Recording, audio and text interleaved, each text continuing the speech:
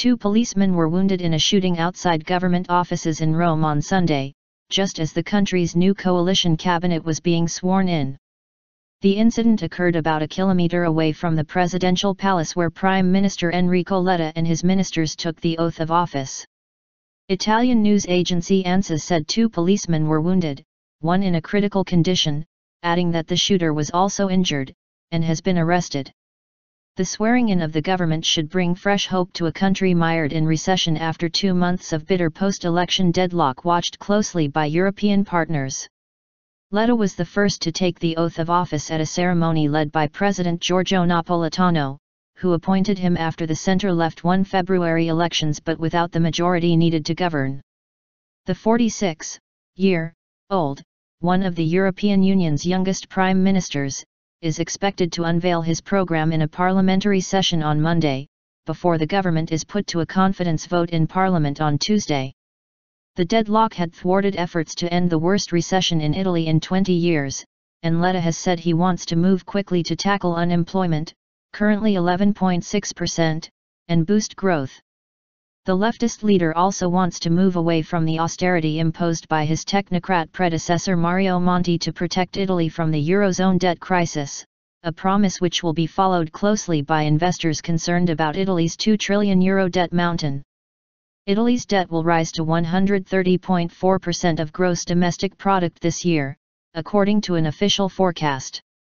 Unveiling his new cabinet Saturday, Letta said he was proud to have included younger ministers, the average age is 53, and more women to help renew a tired political scene and rebuild confidence in the discredited political class. Letta is the doctor for a sick Italy, Eugenio Scafari said in La Repubblica, adding that the premier had kept his promise for a cabinet of expertise, freshness, non-divisive names.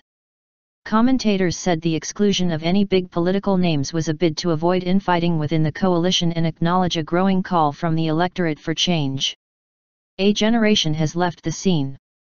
Those who occupied center stage in the 2 biggest parties and the previous governments have been handed the bill, said commentator Mario Calabresi in La Stampa. Stefano Folli, political expert for Il Sole 24 Ore, noted many women, many new faces, and the exclusion of almost all of those who represented the historical dispute between left and right. Letta's deputy is Angelino Alfano, protégé of former Premier Silvio Berlusconi and secretary of the centre-right People of Freedom Party, PDL. While the appointment appeared to be aimed at appeasing the right, it angered critics of the scandal-tainted billionaire tycoon, who they claim will have a grasp on the reins of power.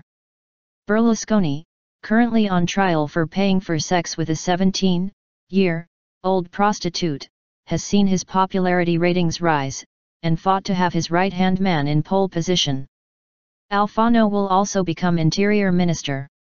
Fabrizio Saccomanni, a director at Italy's central bank, is Finance and Economy Minister, while Emma Bonino, a former European Commissioner, is Foreign Minister.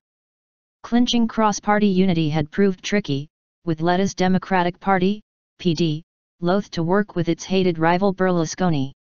It's a return to political reality. Everyone had to give way on something. There was no turning back to how things were before, said La Stampa political columnist Massimo Franco. The only alternative to a deal would have been fresh elections, which neither side would necessarily have won with the majority needed to govern, although recent opinion polls show that Berlusconi might have emerged victorious. The new government is bound to bring some relief to anxious international observers, after the warning from ratings agency Moody's Friday of an elevated risk that the political stalemate would harm investor confidence.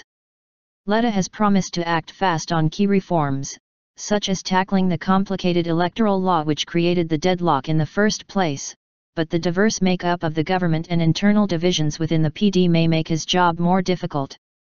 The Letta government is a time bomb for a centre-left party in dissolution, with its members in revolt and which in Parliament will be forced to co-manage the personal problems of its ex-enemy Berlusconi, said Antonio Padellaro in the left-wing Il Fatto Quotidiano. Political analysts have warned that the coalition team may have a limited life of 1 to 2 years before bickering parties or rebel politicians bring it